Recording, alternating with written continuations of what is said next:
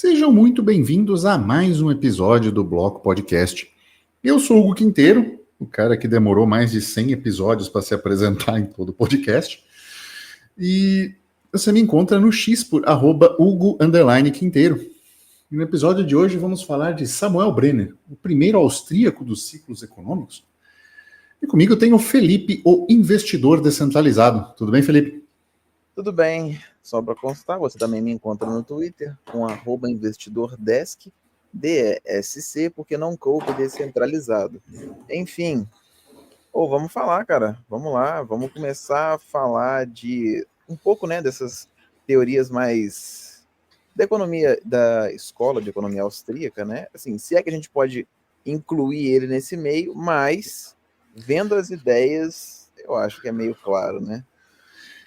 Incluir umas décadas antes, né? Colocar ele como o primeiro austríaco, um americano, né? Tá valendo, né? Assim, cara, eu acho que o negócio interessante de contar, né, também como a gente chegou nesse episódio.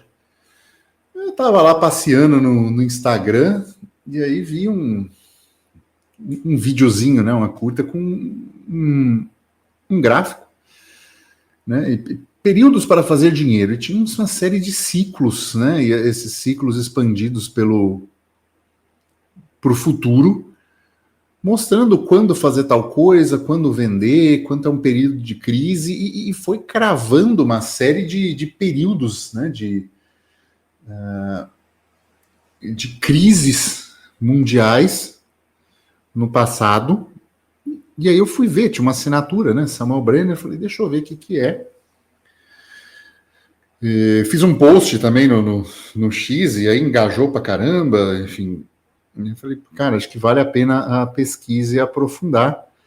Quem quer esse tal de Samuel Brenner? E aí fui ver, o cara era um reles agricultor norte-americano, foi né, assim, devastado pela crise financeira de 1873, e ele, com commodities, né, suínos, milho e ferro, fez um ciclo econômico mostrando períodos de alta, períodos de venda, períodos de compra, onde começou a cravar uma série de crises, né? Se você cria, né, e ele mostrou tantos anos para tal coisa, você expande isso.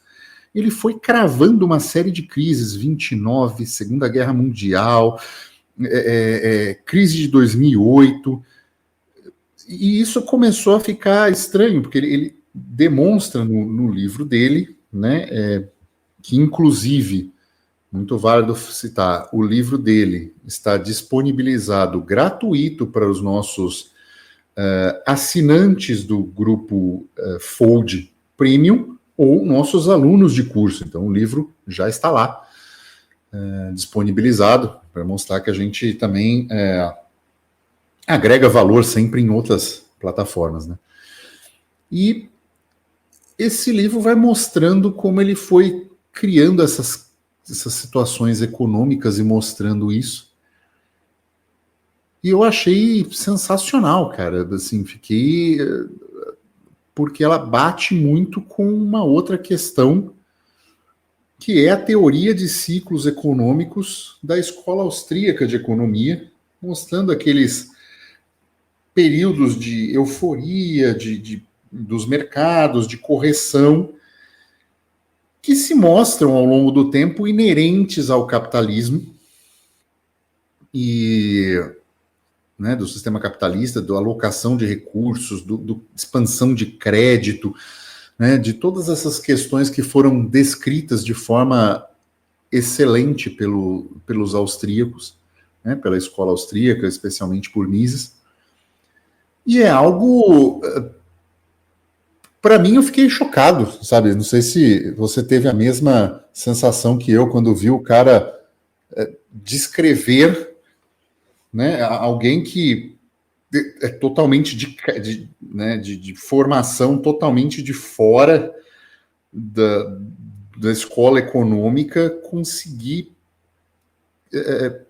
criar, ou pelo menos chegar. Eu acho que fazendo uma analogia, ele foi meio como Darwin, sabe? Que criou uma teoria sem conhecer o DNA e o negócio funcionou, né? E depois vieram os austríacos e descobriram o DNA, por assim dizer, e corroboram com essa teoria desse, né, explicam de maneira mais aprofundada e refinada o que foi esse achado do Samuel Benner, né? O que você acha? Cara, eu fico muito. Eu sou muito cético, né? Quando qualquer pessoa vem com um modelo, né? De, ah, de tentar prever, né? Ciclos, crises e etc. Aí, beleza. Você trouxe essa ideia, né? E assim, eu até recomendo, né? Quem for aluno nosso, né? Lá no Discord, o Hugo disponibiliza um artigo, né? Que tem uma explicação bem extensa sobre o Samuel Benner, etc. E assim, com acesso, né, a esse artigo que eu comecei a ler para entender melhor essa ideia, eu comecei a me deparar com algumas teses dele, né? Que você apresentou lá, você trouxe lá, que eu comecei assim a abrir um pouco o coração. Mais uma vez, né? Os ciclos que ele traz de crises e de prosperidade, eles encaixaram, né? Igual você falou, com a crise de 29, Segunda Guerra Mundial, 2008, etc. A gente consegue extrapolar crises futuras com base no ciclo dele.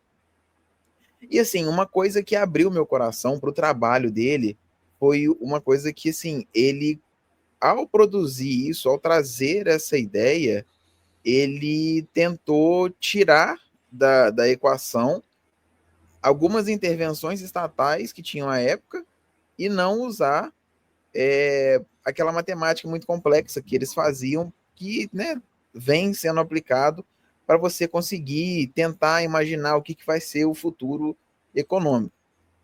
E quando ele começa a trazer isso, as ideias dele, você vê que elas são, assim, pelo menos para mim, né?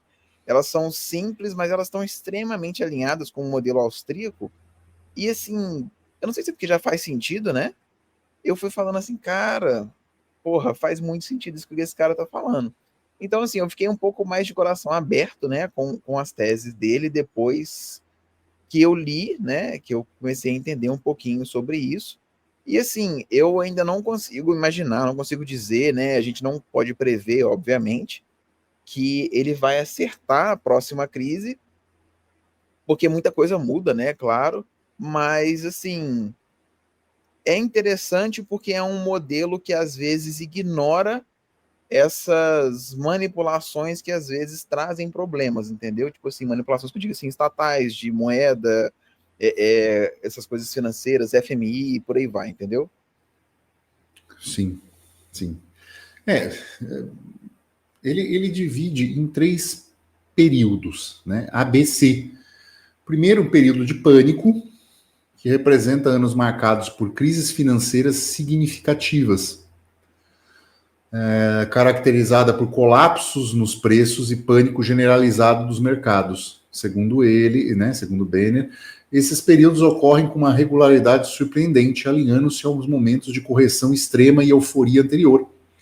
Exemplos históricos incluem 29 e 2008, né, e potencialmente 2035. Anos de prosperidade, o B, corresponde a períodos de bons tempos quando os preços atingem picos e otimismo econômico reina. Esses anos são vistos ideais para a venda de ativos, dado que frequentemente antecedem quedas.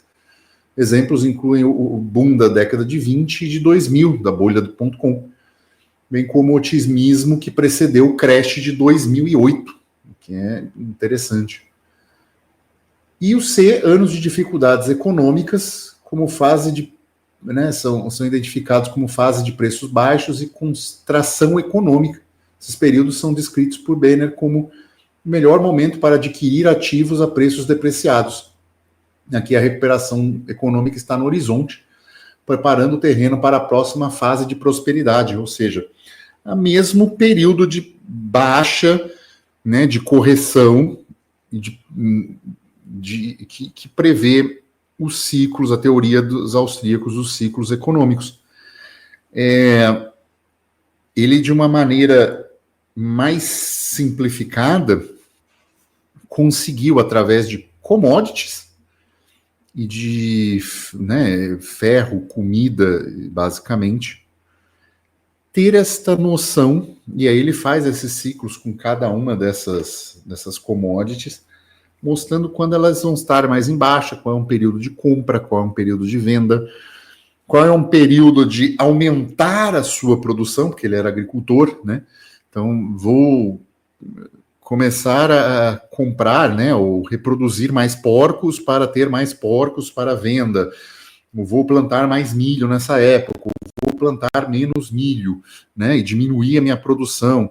Então, ele acertou isso de uma maneira surpreendente e tentando tirar, e sabendo, né, e isso é uma coisa, para mim, fantástica, sabendo que as intervenções estatais atrapalhavam esses ciclos, né? Então, isso interessa muito, né? Sim. É isso que mais me interessou. Não sei se é porque isso está alinhado com o austríaco, né? Ou se porque eu simplesmente acho que, querendo ou não, o Estado ele é uma estrutura à parte que atua muitas das vezes com boas intenções, porém gerando resultados muito negativos, né? Então, tirar ele da equação é muito bom. Um outro detalhe também que, sim, é interessante falar, porque eu estava pensando nisso, a previsibilidade dele é super interessante, né? Como você falou, e assim, é porque o pessoal que nos ouve não tem acesso ao gráfico, né? Que ele tem os períodos onde você tem o pânico e os períodos onde você tem prosperidade ou dificuldade econômica, né? Que são, em tese, entradas e saídas do sistema, né? Mas seguindo, né, o gráfico dele, ele vê um período de pânico acontecendo em 2035, né? Se a gente for seguir o gráfico dele e tal. A grande questão... Só te cortando, que é um ano de bom período e de altos preços para vender ações e de todos os tipos em 2026. Ou seja, praticamente, né, assim, quando esse episódio sair, no ano que vem. Então, é interessante pensar que talvez tenhamos um crash ano que vem. Então, e assim, e essa que é a grande questão, né? Que é onde eu ia chegar. Aonde que a gente vai fazer caixa nessa situação? Eu ainda acho que é melhor você fazer caixa em dólar, porque o Bitcoin ainda é muito volátil. Mas e aí que é o que eu tô falando na questão da previsibilidade do modelo do cara. Eu concordo, o modelo dele é sensacional, muito legal. Mas a gente está entrando num momento do mundo onde daqui a pouco, não é agora, não é ano que vem, mas daqui a alguns anos para frente, a gente vai começar a fazer caixa em Bitcoin e não caixa em dólar. Porque a gente vai ter outras naturezas de crises, tá? Assim, estou extrapolando. Coisas que eu acho que às vezes o modelo dele, ou qualquer outro modelo preditivo, não vai conseguir pegar muito bem, sabe? Mas ainda assim, eu acho que o que ele traz aqui faz muito sentido, né? Vamos continuar a análise. Cara, você levantou um ponto muito bom que vale a gente conversar, né? O mundo... Existe uma linha divisória na crise de 2008. E o mundo vinha de um jeito até 2008, e depois desse crash, criou-se o mecanismo do quantitative easing, que é o afrouxamento, né? Ou seja, a impressão deliberada de dinheiro pelo governo, né, pelo Fed, para diluir de forma sabida e sistemática o valor do dinheiro para contornar crises. Esse mecanismo foi amplamente utilizado em 2008 e vem sendo amplamente utilizado desde então. Então, isso é um divisor de águas, né? Depois disso, né, depois de 2008, nós vivemos uma época de crédito barato e expansão monetária em cima dessa impressão desenfreada de dinheiro que foi. E com a pandemia, isso foi exacerbado por governos, só que acabou a época do crédito barato, né? Para enxugar, entre aspas, essa liquidez toda, nós entramos num outro sistema de mundo onde os juros subiram, ou seja, nós não temos mais a facilidade do surgimento das empresas unicórnio. O que são as empresas unicórnio? São empresas que, por terem crédito muito barato, podem assumir anos de prejuízo, porque o dinheiro é virtualmente de graça, né? Então, você consegue financiar uma empresa assim. O expoente maior dessas empresas, por exemplo, foi o Uber, né, que foram anos de prejuízo. Outro exemplo mais nacional, que não está listada hoje no Brasil, óbvio, graças a Deus, a Nubank, anos de prejuízo, num sistema em que amargurou isso para captar cliente, para captar um percentual de mercado, para só anos depois apresentarem lucros.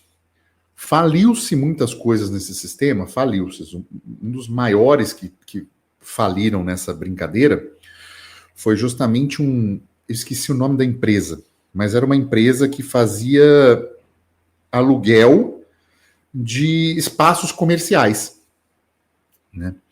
Então ela fazia isso e com a crise, né, da pandemia, houve um descasamento de prazos.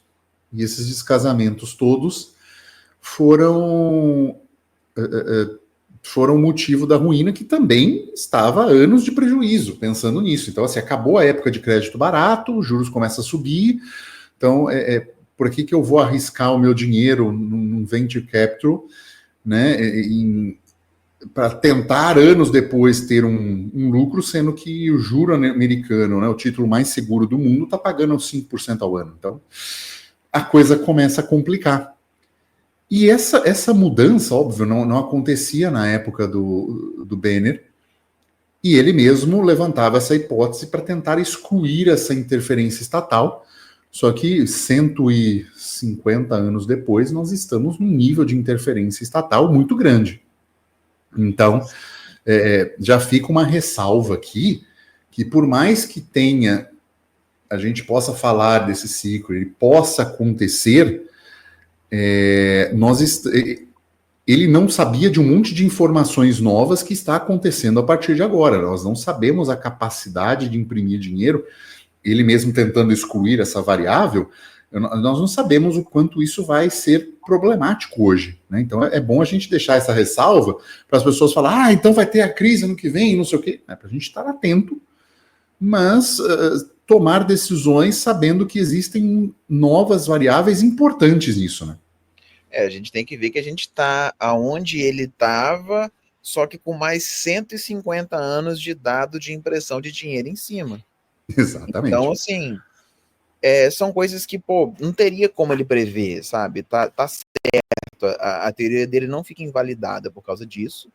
Só que, assim, hoje a gente já tem a teoria dele, várias outras teorias e dados concretos do que aconteceu com 150 anos de emissão monetária, onde alguns países faliram por causa disso, outros faliram, trocaram de moeda, estão falindo novamente, e outros não faliram porque são Brasil. reserva mundial. Eu não citei o nome especificamente, né? Mas outros que não faliram porque são reserva mundial, ou tem uma demanda muito grande, ou tem um ritmo de emissão de moeda um pouco menor, mas ainda assim a gente já tem 150 anos de dados mostrando o quanto que isso é problemático, né? Então, assim, talvez a gente teria alguns ajustes nas datas do que ele falou por conta dessas nuances, entendeu? Por mais que, como a gente falou, né, na criação, né, das métricas dele, ele tenha tentado tirar o que o Estado fazia de manipulação, hoje a gente tem um nível de manipulação muito maior, sabe? Então, eu acho que seria mais fácil ele conseguir acertar as crises igual ele acertou, seja de 29, seja 2008, que são os exemplos que a gente vai trazer aqui, mas talvez a de 35 vai estar um pouco off no prazo, porque as coisas elas não crescem num formato, assim, elas não avançam num formato linear. É uma outra escala. Só um detalhe, assim, né? Um raciocínio que eu tenho, por isso que eu sou meio cético com isso. Sim, muito bem colocado. É válido também a gente pensar que esta, entre aspas, previsão inicial dele foi complementada academicamente, teve lacunas de conhecimento preenchidas, por assim dizer, pela teoria austríaca dos ciclos econômicos, que mostram indicadores, né? Então, por exemplo, desemprego. Desemprego é um marcador atrasado de uma crise. Atividade industrial é um marcador antecedente, ou seja, se você tem diminuição da atividade industrial, o desemprego ainda não aconteceu. Não é, especialmente em países como você tem um forte sindicato, uma forte regulação de leis trabalhistas, como o Brasil, por exemplo. Então, assim, a atividade industrial diminui, mas não dá tempo de ter demissão. Então, você começar a ver uma estagnação ou diminuição da atividade industrial, ou de setores como construção e afins, é um marcador que mostra um fim de um período de crescimento econômico, normalmente. Então, isso, por exemplo, Benner ainda não descrevia algo assim. E a teoria prevê. Quando você começa a ter isso aliado a um desemprego, significa que você já está num período de correção. E isso é natural de um ciclo capitalista. Por quê? Porque houve aquela alocação de crédito, né, expansão de crédito. Essa alocação foi feita de forma desorganizada, porque são empresários tentando inovar em áreas. Algumas dessas áreas não são boas ou não são frutíferas, ou não se tornam viáveis, e aí a pessoa precisa mudar de negócio. E aí esse período de correção. Porém, o que o governo e o Estado tenta fazer é manter a expansão de crédito, ajudar e distorcer a economia, ou seja, quando a gente fala, por exemplo, too big to fail, existem empresas too big to fail, ou seja, muito grande para falir, muito grande para falhar. Significa que haverá um socorro, por exemplo, bancário, setor bancário. Setor bancário não pode falir. Olha a crise de 2008. Se ele falir, o sistema inteiro colapsa. Então, ele entra num too big to fail. Como foi, por exemplo, o SDC, foi socorrido pelo Fed. Né? Então, são situações que não podem falir porque a perda de confiança num sistema fiduciário que é baseado em confiança não pode acontecer. Então, não pode haver essa quebra de confiança. Então, há socorros institucionais e governamentais. E isso distorce como a gente consegue enxergar estas questões de crise. E isso complica para a gente, né? Como estudante de economia ou como na teoria, né, dos ciclos econômicos dos austríacos. Então, por exemplo, a pandemia 2019, houve isso, só que houve muito rápido e uma volta muito rápida porque a injeção de dinheiro foi muito grande. Algo que deveria ser maior, algo que deveria ser um crash como 29 e perdurar por mais tempo, não perdurou. Então, são situações que começam a ficar mais complicadas da gente olhar no ciclo. Isso muda a linha temporal das coisas e pode ser que o Benner não consiga ver isso. né? Então, é por isso que a gente faz essa ressalva, olha com olhos céticos em relação a isso, né? E precisa entender um agente mais complexo nessa brincadeira, que são o padrão fiduciário, né? Que no caso dele foi praticamente 100 anos depois que aconteceu, e a estatização da economia e até mesmo dos ativos financeiros e das bolsas de valores, né? Porque o Fed e bancos centrais de vários países muitas vezes atuam nesse mercado comprando os títulos, ou seja, um ente comprador que manipula e distorce esse mercado para essas empresas too big to fail não falirem, né? E você não ter essa quebra de confiança do sistema. Então, hoje, com a teoria dos ciclos econômicos mais refinada, nós conseguimos ver indicadores, como esses que eu citei de forma superficial, mas tem outros, que a gente consegue olhar e enxergar esse ciclo de uma forma mais polida, com mais ferramentas e fazer os ajustes necessários, seja um rebalanceamento de carteira, seja um momento de compra de Bitcoin, porque a gente já tem outros indicadores também, que a gente inclusive falou em episódios, mas é algo que a gente consegue olhar com mais critério, né, Felipe? Acho que a gente consegue hoje ter mais ferramentas, porque a gente tem um cenário muito mais complexo, né? Eu acho que a questão do crédito, ela é muito extensa, ela é muito ampla, né, para a gente discutir, assim, porque é muita coisa envolvida. Se você for olhar, a questão desse crédito, né, que você fala, é meio que a razão de ser do Bitcoin, né? Não vou dizer a razão de ser, porque ele era para ser Peer-to-Peer Electronic Cash System, né?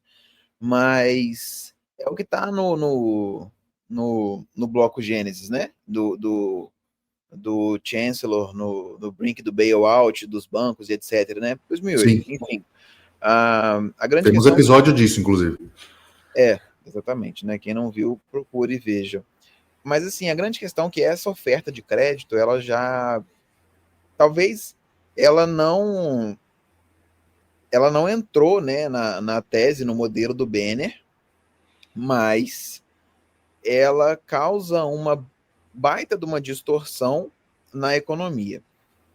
Isso foi visto, né, não só por Satoshi, né, quando começou com o Bitcoin em 2008, mas eu vou até ler aqui um trecho do artigo que você fez, né, sobre o Samuel Banner, que está para o pessoal do Discord, nossos alunos, que fala sobre isso, que assim, Mises já identificava o problema do crédito, em 1912, e aí a gente tem, 100 anos depois, em 2008, você vindo com uma solução, né, que foi o Bitcoin, para esse problema do crédito. Tipo assim, demorou muito para que isso acontecesse, mas ainda assim você vê, né, a colocação do crédito, dessa manipulação, dessa intervenção estatal através de crédito, gerando um problema, né, que vai fazer com que haja essas variações e essas nuances na economia, criando ou às vezes assim exacerbando esses ciclos.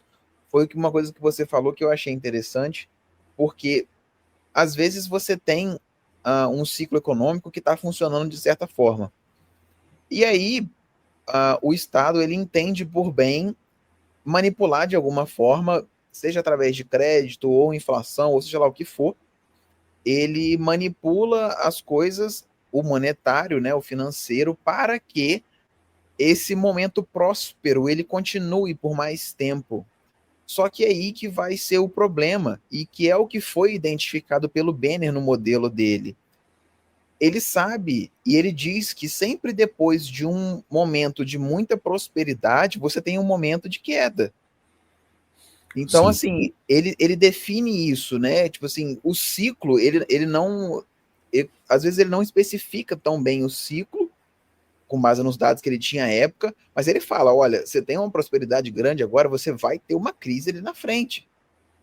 E hoje a gente tem vários meios de manipular esses momentos de prosperidade, que o Estado tenta fazer isso, só que a gente às vezes nega o tanto da crise, ou o tamanho da crise que isso vai trazer no futuro por conta dessa manipulação e manutenção de um momento de prosperidade, às vezes muito longo, muito além do normal. Então, assim, é uma ideia, né?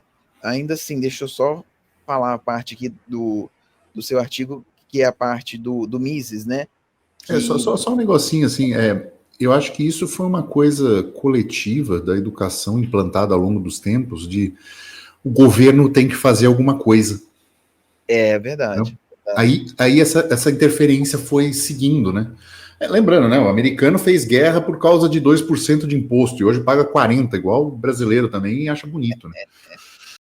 Então isso é incursão na educação, né? Numa educação aparelhada pelo Estado ao longo dos anos, né? Das décadas.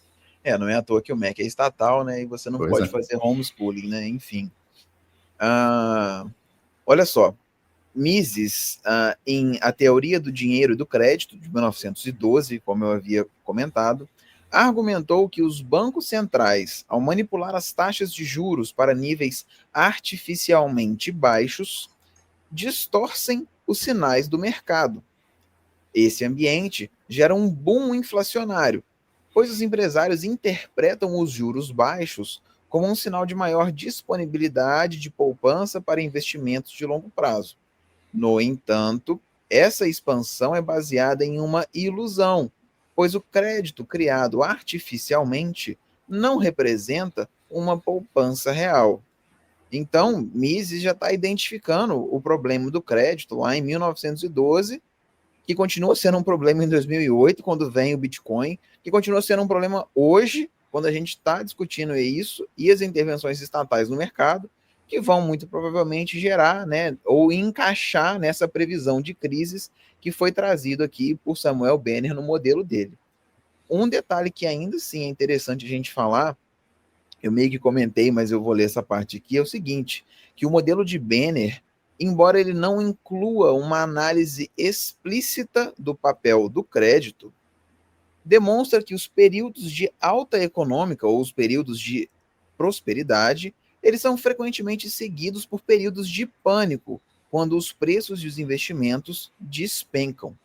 Essa dinâmica, então, sugere uma compreensão implícita de que os excessos econômicos, muitas das vezes alimentados por fluxos anormais de capital, não são sustentáveis a longo prazo.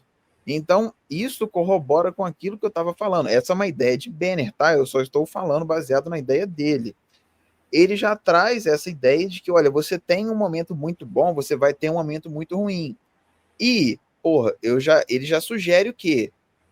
Às vezes, esse fluxo anormal de capital, esse momento de muita prosperidade, ele só fica por muito tempo com muita prosperidade por conta de intervenções estatais que vão tentando manter esse status quo, que vão tentando manter esse momento de realmente tudo bem bom e tal, carpe diem, aquela coisa toda, né? Vamos para Ibiza.